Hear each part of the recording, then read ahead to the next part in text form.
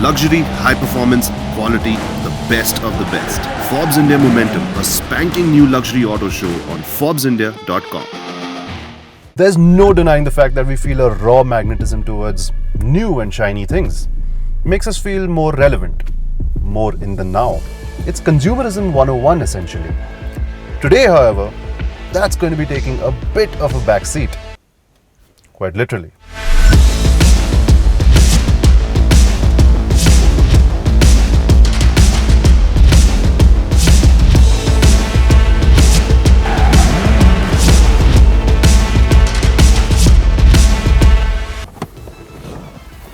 Today we do things a bit differently, and we do it in the Lexus NX 300h. So let me give you a bit of a backstory about the car that I'm in. The NX 300h is essentially a luxury SUV by Lexus, and as you might have guessed, it's not exactly brand new. A dead giveaway is this little slot over here that, as I understand it, accepts these round flat objects that when you push it in and press a few buttons, you can crank some seriously nice driving tunes. CDs, I believe they call them.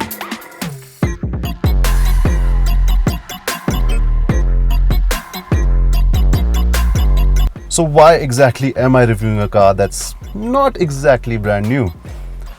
My simple answer is because it still deserves to be reviewed. You see, despite the NX being slightly old, it still has plenty of nice surprises. The striking LED headlamps and tail lamps, the massive panoramic sunroof, the heated steering, the cooled seats, the wireless charging for your phone, the 360-degree parking camera, and before this sounds like a brochure readout, I'm going to stop. But the fact of the matter is that this is one extremely well kitted out car.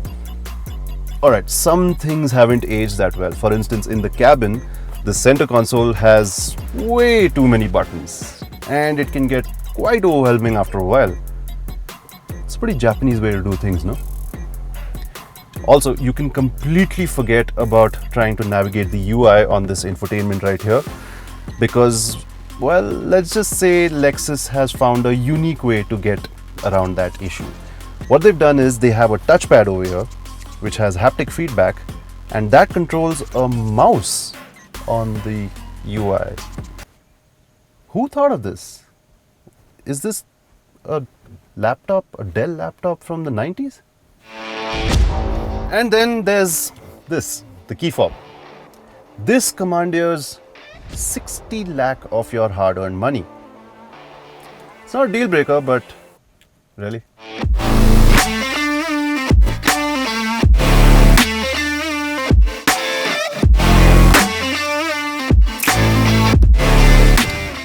But back to the point. And the point takes full force the moment I press this little button right here.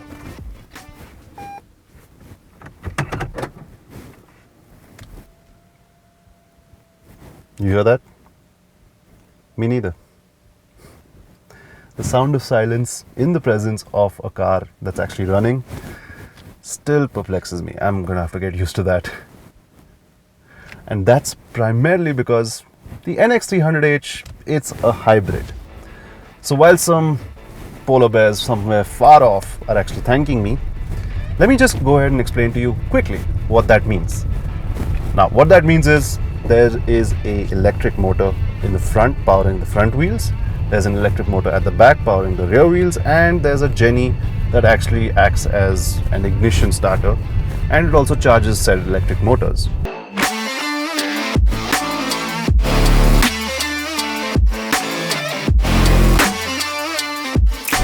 So theoretically, if you have enough charge before you set off, you could very well set off without using any petrol at all. Granted, it's not as impressive as the full electrics we have nowadays, but it's not nothing either. Where this pays off handsomely is, of course, in the initial pickup, because despite the NX 300h weighing a portly 1.9 tons, that's because of all the regen tech, the electric motors, the Jenny, everything. 1.9 tons. Just does not feel like it. It's light and sprightly all the way up to, well, decent speeds like 80 kilometers per hour. And this is all accentuated, it's actually helped out by this lovely, fantastic steering. It's light, it's fluid, and it gives you so much of feedback. And honestly, that's never a bad thing.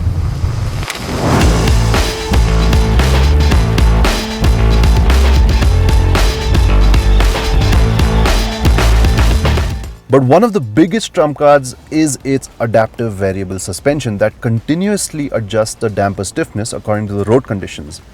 Even then, it is set up on the softer side.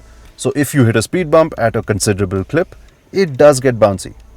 But on the whole, it is perfectly suited to our less than ideal road conditions. This is despite running on massive 18-inch wheels, mind.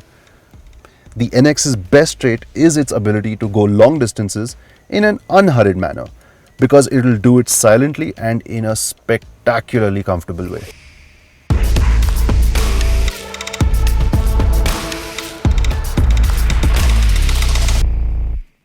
If I had to nitpick, it would be about the brakes, which, while they do have great initial bite, thereafter it just feels wooden and artificial and just not great in general.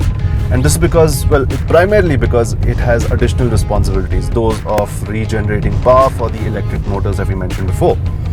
But on the whole, I have to admit that this 2.5 liter, 190 horsepower, 210 Nm motor just feels perfectly suited to our conditions.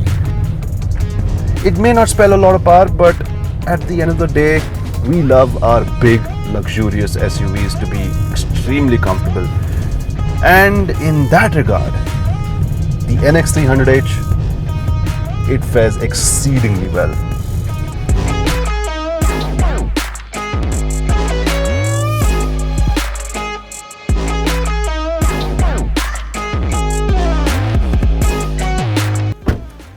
So that's that, the Lexus NX 300h. Sure, it may not be as pretty or as new as some of its rivals, but honestly, that should not dissuade you from what is genuinely a very competent, very good looking package. My takeaway is as follows. There are always things that you tend not to see a lot of, and you really wished you did. The Lexus NX 300h is exactly that. It's a lot of good things in a seriously competent package. That's all I have to say. Thank you for watching. Thank you for bearing with me so far, and I'll catch you on the next one.